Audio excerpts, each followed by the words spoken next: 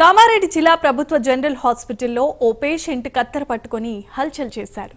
ప్రమోద్ అనే వ్యక్తి గత శుక్రవారం పురుగుల మందు తాగి ఆత్మహత్యాయత్నానికి పాల్పడ్డాడు. ఇది గమనించిన కుటుంబ సభ్యులు కామారెడ్డి జిల్లా ప్రభుత్వ ఆసుపత్రికి తరలించారు. అయితే ఐసీయూ వార్డులో చికిత్స పొందుతున్న ప్రమోద్ ఉన్నట్టుండి కత్తెర పట్టుకొని డెలివరీ రూమ్లోనికి వెళ్లి డోర్ పెట్టుకుని హల్చల్ చేశాడు. వెంటనే ఆసుపత్రి సిబ్బంది డెలివరీ రూమ్ అద్దాలను పగలగొట్టి ప్రమోద్ను పట్టుకున్నారు. ప్రమోద్ మద్యానికి బానిసై వింతగా ప్రవర్తిస్తున్నట్లుగా డాక్టర్లు అనుమానిస్తున్నారు.